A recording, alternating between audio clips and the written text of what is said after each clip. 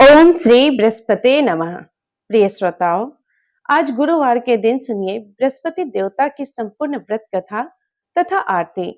कहते हैं कि कथा सुनने मात्र से मनुष्य की जीवन की सारी परेशानियां दूर हो जाती है तथा मनोवांछित फल की प्राप्ति होती है। तो आइए पूरी श्रद्धा के साथ सुनते हैं बृहस्पतिवार व्रत की कथा। भारतवर्ष में एक प्रतापी और दानी राजा राज्य करता था। वह नित्य गरीबों और ब्राह्मणों की सहायता किया करता था, किंतु यह बात उसकी रानी को अच्छी नहीं लगती थी। वह ना ही गरीबों को दान देती और ना ही भगवान का पूजन करती थी, और राजा को भी दान देने से मना किया करती थी। एक दिन राजा शिकार खेलने वन को गए हुए थे। तब रानी महल में अकेली थी। उसी समय बृहस्पति देव साधु वेश में राजा के महल में भिक्षा लेने के लिए गए और भिक्षा मांगी तो रानी ने भिक्षा देने से इनकार कर दिया और कहने लगी, हे साधु महाराज, मैं तो इस दान पुण्य से तंग आ गई हूँ। मेरा पति सारा धन लुटाते रहते हैं।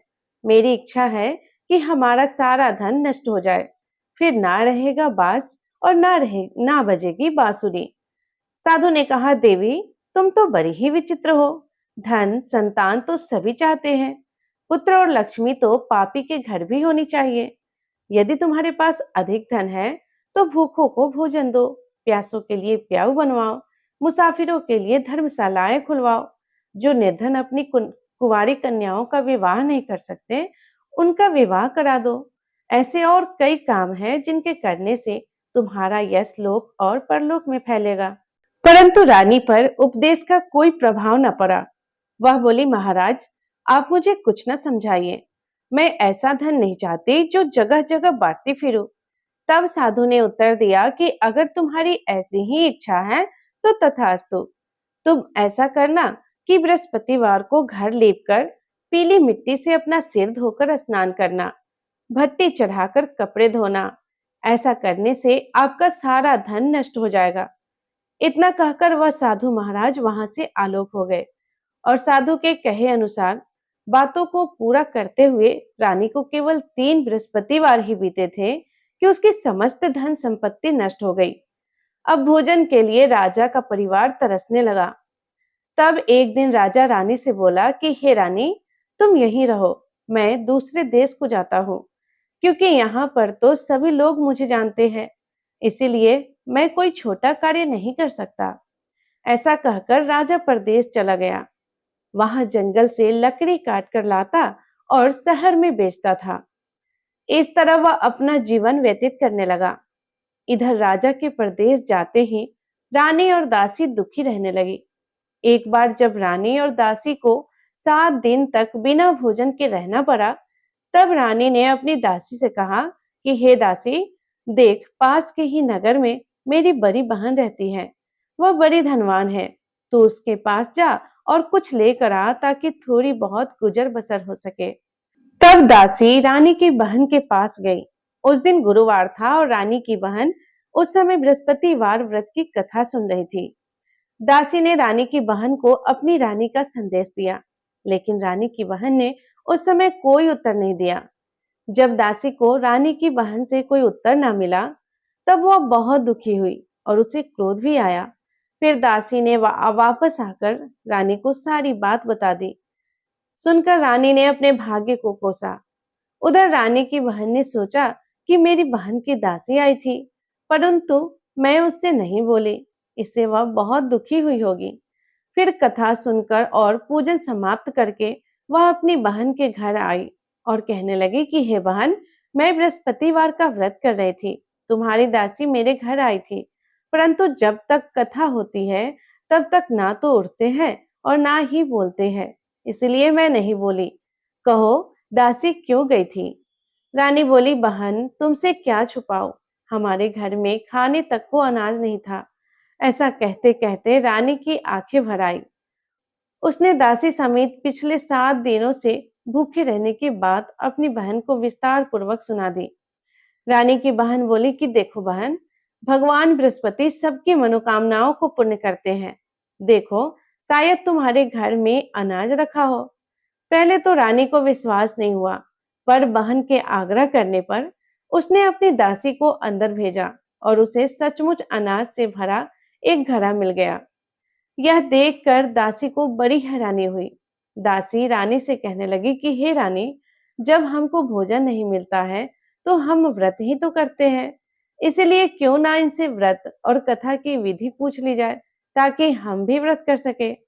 तब रानी ने अपनी बहन से बृहस्पतिवार व्रत के बारे में पूछा।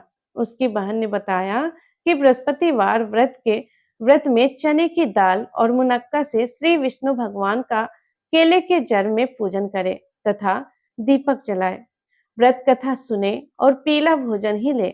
इससे बृहस्पति देव प्रसन्न होते हैं। और फिर व्रत तथा पूजन विधि बताकर रानी की बहन अपने घर को लौट गई। 7 दिन के बाद जब गुरुवार आया तब रानी और दासी ने व्रत रखा। गुड़साल में जाकर चना और गुड़ लेकर आई। फिर उससे केले के जड़ तथा विष्णु भगवान का पूजन किया। अब पीला भोजन कहाँ से आए, इस बात को लेकर दोनों बहुत दुखी थे, क्योंकि उन्होंने व्रत रखा था। इसीलिए बृहस्पति देव उनसे प्रसन्न थे। इसलिए वे एक साधारण व्यक्ति का रूप धारण करके 2 थालों में सुंदर पीला भोजन दासी को दे गए। भोजन पाकर दासी बहुत प्रसन्न हुई। फिर रानी के साथ मिलकर उन दोनों ने भोजन ग्रहण किया। इसके बाद वे सभी गुरुवार को व्रत और पूजन करने लगे। बृहस्पति भगवान की कृपा से उनके पास फिर से धन संपत्ति आ गई, परंतु रानी फिर से पहले की तरह आलस करने लगी। यह देखकर दासी बोली कि देखो रानी, तुम पहले भी इसी प्रकार आलस करती थी। तुम्हें धन रखने में कष्ट होता था, इस कारण सभी धन नष्ट हो गए थे, और अब जब भगवान बृहस्पति की कृपा से धन मिला है तो फिर तुम्हें आलस हो रहा है। रानी को समझाते हुए दासी ने कहा कि देखो रानी, बड़ी मुसीबतों के बाद हमने यह धन पाया है, इसीलिए हमें दान पुण्य करना चाहिए, भूखे मनुष्यों को भोजन कराना चाहिए और धन को शुभ कार्यों में खर्च करना चाहिए, जिससे तुम्हारे कुल का यश बढ़ेगा और स्वर्ग की प्राप्ति होगी और पितर प्रसन्न होंगे। दासी की बात मानकर रानी अपना धन शुभ कार्यों में खर्च करने लगी, जिससे पूरे नगर में उसका यश फैलने लगा। उधर एक दिन राजा दुखी होकर जंगल में एक पेड़ के नीचे आसन जमाकर बैठ गया और वहां अपनी दशा को याद करके व्याकुल होने लगा। बृहस्पतिवार का दिन था। एकाएक उसने देखा कि निर्जन वन में एक साधु महात्मा प्रकट हुए थे। वह साधु वेश में स्वयं बृहस्पति देवता ही थे। लकड़हारे के सामने आकर बोले कि हे लकड़हारे, इस सुनसान जंगल में तो इतना चिंता मगन क्यों बैठा है। लकड़हारे ने दोनों हाथ जोड़कर प्रणाम किया और उत्तर दिया कि महात्मा जी, आप तो सब कुछ जानते हैं, मैं और क्या कहूँ। ऐसा कहकर वह रोने लगा और साधु को अपनी आत्मकथा सुनाई। महात्मा जी ने कहा कि तुम्हारी पत्नी ने बृहस्पतिवार के दिन बृहस्पति भगवान का निरादर किया है, जिसके कारण रुष्ट होकर उन्होंने तुम्हारी यह दशा कर दी है। अब तुम चिंता को दूर करके मेरे कहने पर चलो तो तुम्हारे सब कष्ट दूर हो जाएंगे और भगवान पहले से भी अधिक संपत्ति देंगे। तुम बृहस्पतिवार के दिन कथा किया करो। 2 पैसे के चने मुनक्का लाकर उसका प्रसाद बनाओ और शुद्ध जल से लोटे में शक्कर मिलाकर अमृत तैयार करो। कथा के पश्चात अपने सारे परिवारजनों को और सुनने वाले प्रेमियों में अमृत व प्रसाद को बांटकर खुद भी ग्रहण करो। ऐसा करने से भगवान तुम्हारी सारी मनोकामनाएं पूर्ण करेंगे। साधु के ऐसे वचन सुनकर लकड़हारा बोला, हे प्रभु, मुझे लकड़ी बेचकर इतना पैसा नहीं मिलता है जिससे भोजन के उपरांत कुछ बचा सकूं। मैंने रात्रि में अपनी स्त्री को व्याकुल देखा है। मेरे पास कुछ भी नहीं है जिससे मैं उसकी खबर मांग सकूं, और फिर मैं बृहस्पति देव की क्या कहानी सुनूं। मुझको तो कुछ भी मालूम नहीं है। साधु ने कहा, हे लकड़हारे, तुम किसी बात की चिंता मत करो। बृहस्पतिवार के दिन तुम रोजाना की तरह लकड़ियां लेकर शहर को जाओ। तुमको रोज से 2 गुना धन प्राप्त होगा, जिससे तुम भली भांति भोजन कर लोगे और बृहस्पति देव की पूजा का सामान भी आ जाएगा। बृहस्पति देव की कथा इस प्रकार है, सुनो। प्राचीन काल में एक ब्राह्मण रहता था। वह बहुत निर्धन था। उसकी कोई संतान नहीं थी। उसकी स्त्री बहुत मलिनता के साथ रहती थी। वह स्नान भी नहीं करती थी, किसी देवता का पूजन भी नहीं करती थी। इससे ब्राह्मण देवता बड़े दुखी थे। बेचारे बहुत कुछ कहते थे किंतु उसका कोई परिणाम नहीं निकलता। भगवान की कृपा से ब्राह्मण की स्त्री के कन्या रूपी रतन पैदा हुआ। वह कन्या बड़ी होने पर प्रातः स्नान करके श्री विष्णु भगवान का जप और बृहस्पतिवार का व्रत करने लगी। अपने पूजन पाठ को समाप्त करके विद्यालय जाती तो अपनी मुट्ठी में जौ भरकर ले आती और पाठशाला के मार्ग में डालती जाती। तब यह जौ स्वर्ण के हो जाते और लौटते समय उनको बीन कर घर ले आती। एक दिन वह बालिका सूप में उस सोने के जौ को फटक फटक कर साफ कर रही थी।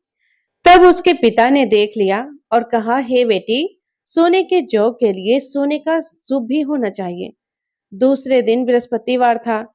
इस कन्या ने व्रत रखा और बृहस्पति देव से प्रार्थना करके कहा कि हे बृहस्पति देव, मैंने आपकी पूजा अगर सच्चे मन से की है तो मेरे लिए सोने का सूप दे दो।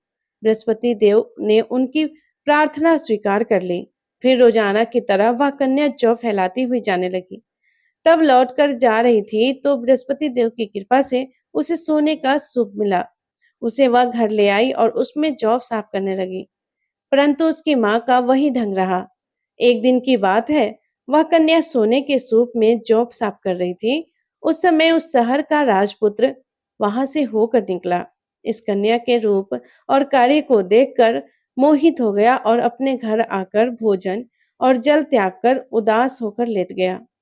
राजा को इस बात का जब पता लगा तो अपने प्रधानमंत्री के साथ वे उसके पास गए और बोले कि हे बेटा, तुम्हें किस बात का कष्ट है? किसी ने तुम्हारा अपमान किया है या कोई और कारण है, सो कहो, मैं वही कार्य करूंगा जिससे तुम्हें प्रसन्नता हो। अपने पिता की राजकुमार ने बातें सुनी तो वह बोला, पिताजी, मुझे आपकी कृपा से किसी बात का दुख नहीं है। किसी ने मेरा अपमान नहीं किया है, परंतु मैं तो उस लड़की से विवाह करना चाहता हूँ जो सोने के सूप में जौ साफ कर रही थी। यह सुनकर राजा आश्चर्य में पड़ गया और बोला, हे बेटा, इस तरह की कन्या का पता तो तुम ही लगाओ। मैं उसके साथ तुम्हारा विवाह अवश्य ही करवा दूंगा। फिर राजकुमार ने उस लड़की के घर का पता बतलाया। तब मंत्री उस लड़की के घर गए और ब्राह्मण देवता को सभी हाल बताया। ब्राह्मण देवता राजकुमार के साथ अपनी कन्या का विवाह करने के लिए तैयार हो गए तथा विधि विधान के अनुसार ब्राह्मण की कन्या का विवाह राजकुमार के साथ हो गया। कन्या के घर से जाते ही ब्राह्मण देवता के घर में पहले की तरह गरीबी का निवास हो गया। अब भोजन के लिए भी अन्न बड़ी मुश्किल से मिलता था। एक दिन दुखी होकर ब्राह्मण देवता अपने पुत्री के पास गए। बेटी ने पिता की दुखी अवस्था को देखा और अपनी माँ का हाल पूछा। तब ब्राह्मण ने सभी हाल कह सुनाया। कन्या ने बहुत सारा धन देकर अपने पिता को विदा कर दिया। इस तरह ब्राह्मण का कुछ समय सुखपूर्वक व्यतीत हुआ। कुछ दिनों के बाद फिर वही हाल हो गया।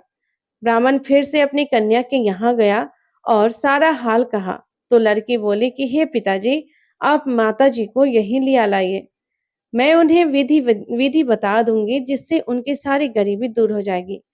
वह ब्राह्मण देवता अपनी पत्नी को साथ लेकर पहुंचे तो वह कन्या अपनी माँ को समझाने लगी कि हे माँ, तुम प्रातः काल प्रथम स्नान आदि करके विष्णु भगवान का पूजन करो तो सब दरिद्रता दूर हो जाएगी। परंतु उसकी माँ ने एक भी बात नहीं मानी और प्रातः काल उठकर अपनी पुत्री और उसके बच्चे को जूठन को खा लिया। इससे उसकी पुत्री को भी बहुत गुस्सा आया। उसने एक रात को एक कोठरी में सारा सामान निकाल दिया और अपनी माँ को उसमें बंद कर दिया। प्रातः उसमें से निकाला तो स्नान आदि करा के पूजा पाठ करवाया। ऐसा करने पर उसकी माँ की बुद्धि ठीक हो गई। इसके बाद वह भी नियम से पूजा पाठ करती और प्रत्येक बृहस्पतिवार को व्रत रखने लगी। इस व्रत के प्रभाव से उसकी माता और पिता बहुत ही धनवान और पुत्रवान हो गए और बृहस्पति देवता के प्रभाव से इस लोक के सुख को भोग कर अंत में स्वर्ग को प्राप्त हुए। इस तरह कहानी कहकर वह साधु देवता वहीं जंगल में अंतर ध्यान हो गए। धीरे धीरे समय व्यतीत होने पर फिर वही बृहस्पतिवार का दिन आया। लकड़हारा जंगल से लकड़ी काटकर किसी शहर में बेचने गया। उसे उस दिन और दिन से अधिक पैसा मिला। राजा ने चना, गुड़ आदि लाकर गुरुवार का व्रत किया। उस दिन से उसके सभी क्लेश दूर हो गए। परंतु जब दोबारा गुरुवार का दिन आया, तो बृहस्पतिवार का व्रत करना भूल गया। इस कारण बृहस्पति भगवान नाराज हो गए। उस दिन जब नगर के राजा ने विशाल यज्ञ का आयोजन किया, तब यह घोषणा भी करा दी कि कोई भी मनुष्य अपने घर में भोजन ना बनाए और ना आग जलाए। समस्त जनता मेरे यहाँ भोजन करने आए और इस आज्ञा को जो ना मानेगा, उसे फांसी की सजा दी जाएगी। इस तरह की घोषणा संपूर्ण नगर में करवा दी। राजा की आज्ञा के अनुसार शहर के सभी लोग भोजन करने गए, लेकिन लकड़हारा कुछ देर से पहुंचा। इसलिए राजा उसको साथ अपने घर लेकर गए और ले जाकर भोजन करा रहे थे। तभी रानी की दृष्टि उस खूंटी पर पड़ी जिस पर उसका हार लटका हुआ था। वह वहां पर दिखाई नहीं दिया। रानी ने निश्चय किया कि मेरा हार इस मनुष्य ने ही चुरा लिया है। उसी समय सिपाहियों को बुलाकर उसको कारागार में डलवा दिया। जब लकड़हारा कारागार में पड़ गया और बहुत दुखी होकर विचार करने लगा कि ना जाने कौन से पूर्व जन्म के कर्म से मुझे यह दुख प्राप्त हुआ है, और उसी साधु को याद करने लगा जो कि जंगल में मिला था। उसी समय तत्काल बृहस्पति देव साधु के रूप में प्रकट हुए और उसकी दशा को देखकर कहने लगे कि अरे मूर्ख, तूने बृहस्पति देव की कथा नहीं करी, इस कारण तुझे दुख प्राप्त हुआ है। अब चिंता मत कर, वार के दिन कारागार के दरवाजे पर 4 पैसे पड़े मिलेंगे। उनसे तू बृहस्पति देव की पूजा करना, तेरे सभी कष्ट दूर हो जाएंगे। बृहस्पतिवार के दिन उसे 4 पैसे मिले। लकड़हारे ने कथा कही। उसी रात्रि को बृहस्पति देव ने उस नगर के राजा को स्वप्न में कहा, राजा, तुमने जिस आदमी को कारागार में बंद कर दिया है, वह निर्दोष है, वह राजा है, उसे छोड़ देना। रानी का हार उसी खूंटी पर लटका है। अगर तू ऐसा नहीं करेगा, तो मैं तेरे इस राज्य को नष्ट कर दूंगा। इस तरह रात्रि के स्वप्न को देखकर राजा प्रातः काल उठा और खूंटी पर हार देखकर लकड़हारे को बुलाकर क्षमा मांगी और लकड़हारे को योग्य सुंदर वस्त्र आभूषण देकर विदा कर दिया। बृहस्पति देव की आज्ञा के अनुसार लकड़हारा अपने नगर को चल दिया। राजा जब अपने नगर के निकट पहुंचा, तब उसे बड़ा आश्चर्य हुआ। नगर में पहले से अधिक बाग, तालाब, कुएं तथा बहुत सी धर्मशालाएं, मंदिर आदि बन गए हैं। राजा ने यह देखकर पूछा कि यह किसका बाग और धर्मशाला है। तब नगर के सब लोग कहने लगे कि यह तो सब रानी और बांदी के हैं। तब राजा को बड़ा आश्चर्य हुआ और गुस्सा भी आया। उधर जब रानी ने यह खबर सुनी कि राजा आ रहे हैं, तब उन्होंने दासी से कहा कि हे दासी, देख, राजा हमको कितनी बुरी हाल में छोड़ गए थे। हमारी ऐसी हालत देखकर वह लौट न जाए, इसीलिए तू दरवाजे पर खड़ी हो जाओ। आगे के अनुसार दासी दरवाजे पर खड़ी हो गई। राजा आए तो उन्हें अपने साथ लिवा लाई। तब राजा ने क्रोध करके अपनी रानी से पूछा कि यह धन तुम्हें कैसे प्राप्त हुआ। तब उन्होंने कहा कि हमें यह सब धन बृहस्पति देव के इस व्रत के प्रभाव से प्राप्त हुआ है। अब तो राजा ने निश्चय किया कि 7 रोज बाद तो सभी बृहस्पति देव का पूजन करते हैं, परंतु मैं प्रतिदिन दिन में 3 बार कहानी और रोज व्रत किया करूंगा। अब तो हर समय राजा के दुपट्टे में चने की दाल बंधी रहती और दिन में 3 बार कहानी कहते। एक दिन राजा ने विचार किया कि चलो अपनी बहन के यहाँ हो आवे। इस तरह निश्चय करके राजा घोड़े पर सवार होकर अपनी बहन के यहाँ चलने लगा। मार्ग में उसने देखा कि कुछ आदमी एक मुर्दे को लिए जा रहे हैं। उन्हें रोककर राजा कहने लगा कि अरे भाइयों, मेरे बृहस्पति देव की कथा सुन लो। वे बोले, लो, हमारा तो आदमी मर गया है और इसको भी कथा किस परी है। परंतु कुछ आदमी बोले कि अच्छा कहो, तुम्हारी कथा अवश्य सुनेंगे। राजा ने दाल निकाली और जब राजा की कथा आधी हुई थी कि मुर्दा हिलने लगा, और जब कथा समाप्त हो गई, तब राम राम करके मनुष्य उठ खड़ा हुआ। आगे मार्ग में उसे किसान खेत में हल चलाता मिला। तब राजा ने उसे देखकर बोला कि अरे भैया, तुम मेरी बृहस्पतिवार की कथा सुन लो। किसान बोला कि जब तक मैं तेरी कथा सुनूंगा, तब तक 4 हरैया जोत लूंगा। जा, अपनी कथा किसी और को सुनाना। इस तरह राजा आगे चलने लगा। राजा के हटते ही किसान के बैल पछाड़ खाकर गिर गए और किसान के पेट में बड़ी जोर का दर्द होने लगा। उसी समय उसकी माँ रोटी लेकर आई। उसने जब यह देखा तो अपने पुत्र से सब हाल पूछा और बेटे ने सभी हाल कह दिया। तब बुढ़िया माई दौड़ी दौड़ी उस घुड़सवार के पास गई और उससे बोली कि मैं तेरी कथा सुनूंगी, तू अपनी कथा मेरे खेत पर चलकर ही कहना। राजा ने बुढ़िया के खेत पर जाकर कथा कही, जिसके सुनते ही वह बैल उठकर खड़े हो गए तथा किसान के पेट का दर्द भी बंद हो गया। फिर राजा अपनी बहन के घर पहुंचा। बहन ने भाई की खूब मेहमानबाजी की।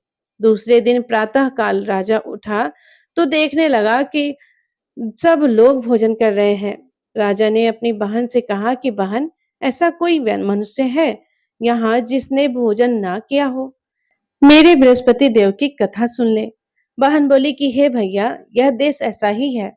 पहले यहाँ लोग भोजन करते हैं और बाद में अन्य कोई काम करते हैं। अगर कोई पड़ोस में हो तो देख आओ। ऐसा कहकर वह देखने चली गई, परंतु उसे कोई भी ऐसा व्यक्ति नहीं मिला जिसने भोजन ना किया हो। अंत में वह एक कुम्हार के घर गई जिसका लड़का बीमार था। उसे मालूम हुआ कि उसके यहाँ 3 रोज से किसी ने भी भोजन नहीं किया है। रानी ने अपने भाई की कथा सुनने के लिए कुम्हार से कहा तो वह तुरंत तैयार हो गया। राजा ने जाकर बृहस्पतिवार की कथा कही, जिसको सुनकर उसका लड़का ठीक हो गया। अब तो राजा की प्रशंसा होने लगी। एक दिन राजा ने अपनी बहन से कहा कि हे बहन, अब हम अपने घर को जाएंगे, तुम भी तैयार हो जाओ। राजा की बहन ने अपनी सास से कहा। तब सास ने कहा कि हाँ चली जा, लेकिन अपने लड़कों को मत ले जाना, क्योंकि तेरे भाई की कोई संतान नहीं है। बहन ने अपने भाई से कहा कि भैया, मैं तो चलूंगी, लेकिन कोई बालक नहीं चलेगा। तब राजा बोला कि जब कोई बालक ही नहीं चलेगा तब तुम भी क्या करोगी? फिर बड़े दुख मन से राजा अपने नगर को लौट आया। राजा ने अपनी रानी से घर आकर कहा कि हम निर्वंशी हैं, हमारा मुंह देखने का धर्म नहीं है और कुछ भोजन आदि नहीं किया है। तब रानी बोली कि हे प्रभु, बृहस्पति देव ने हमें सब कुछ दिया है, वह हमें संतान भी अवश्य देंगे। उसी रात को बृहस्पति देव ने राजा से स्वप्न में कहा कि हे राजा, सभी सोच त्याग दो, तेरी रानी गर्भ से है। राजा को यह बात सुनकर बड़ी खुशी हुई। फिर 9वें महीने में रानी के गर्भ से एक सुंदर पुत्र पैदा हुआ। तब राजा बोला कि हे रानी, स्त्री बिना भोजन के रह सकती है, पर बिना कहे नहीं रह सकती। जब मेरी बहन आएगी तब तुम उससे कुछ मत कहना। रानी ने सुनकर हाँ कर दिया। उधर जब राजा की बहन ने यह शुभ समाचार सुना तो वह बड़ी खुश हो गई और बधाई लेकर अपने भाई के यहाँ आई। तभी रानी ने कहा कि घोड़ा चढ़कर तो नहीं आई है, गधा चढ़कर आई हो। राजा की बहन बोली कि भाभी, मैं इस प्रकार ना कहती तो तुम्हें संतान प्राप्ति कैसे मिलता? बृहस्पति देव ऐसे ही है, जिसके मन में जो कामनाएं होती हैं सभी को वो पूर्ण करते हैं। जो श्रद्धा भावना पूर्वक बृहस्पतिवार का व्रत करता है, वो कथा पढ़ता है अथवा सुनाता है, दूसरों को सुनाता है, बृहस्पति देव उनकी सभी मनोकामनाएं पूर्ण करते हैं। बृहस्पति देव उसकी सदैव रक्षा करते हैं। जो संसार में श्रद्धा भावना और सच्चे हृदय से बृहस्पति देव का पूजन करते हैं, उसकी सभी मनोकामनाएं उसी प्रकार पूर्ण होती है जैसे राजा और रानी ने बृहस्पति देव की कथा का गुणगान किया। उनकी सभी इच्छाएं बृहस्पति देव ने पूर्ण की। मनुष्य को हृदय से उनका मनन करते हुए जय जय जयकारा करना चाहिए। सभी प्रेम से बोलिए विष्णु भगवान की जय, बृहस्पति देव महाराज की जय। अब सुनिए बृहस्पति देवता की आरती। ओम जय बृहस्पति देवा, स्वामी जय बृहस्पति देवा, छिनी छिनी भोग लगाऊं कदली फल मेवा। ओम जय बृहस्पति देवा, तुम पूरन परमात्मा, तुम अंतर्यामी, स्वामी तुम अंतर्यामी। जगत पिता जगदीश्वर, जगत पिता जगदीश्वर, तुम सबके स्वामी। ओम जय बृहस्पति देवा, चरणामृत निज निर्मल, सब पातक हरता, स्वामी सब पातक हरता, सकल मनोरथ दायक, सकल मनोरथ दायक, कृपा करो भरता। ओम जय बृहस्पति देवा, तन मन धन अर्पण कर, जो जन शरण परे, स्वामी जो जन शरण परे, प्रभु प्रकट तब हो करे, आकर द्वार खड़े।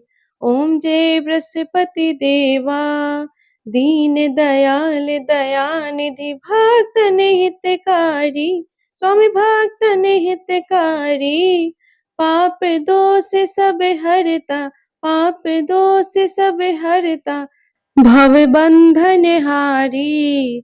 ओम जय बृहस्पति देवा, सकल मनोरथ दायक, सब संशय तारो, स्वामी सब संशय तारो, विषय विकार मिटाओ, विषय विकार मिटाओ, संतन सुखकारी।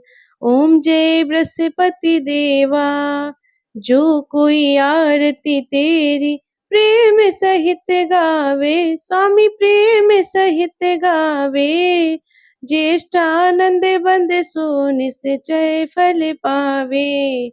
ओम जय बृहस्पति देवा, ओम जय बृहस्पति देवा, स्वामी जय बृहस्पति देवा, छिनी छिनी भोग लगाओ, छिनी छिनी भोग लगाओ, कदली फल मेवा। ओम जय बृहस्पति देवा, ओम जय बृहस्पति देवा, स्वामी जय बृहस्पति देवा, छिनी छिनी भोग लगाओ, कदली फल मेवा। ओम जय बृहस्पति देवा। सभी प्रेम से बोलिए बृहस्पति देव महाराज की जय। प्रिय श्रोताओं, आशा है कि आपको यह कथा जरूर पसंद आई होंगी। अगर ऐसा है तो वीडियो को लाइक करके कमेंट बॉक्स में जय बृहस्पति भगवान की जरूर लिखिएगा। धन्यवाद। राधे राधे। जय श्री कृष्णा।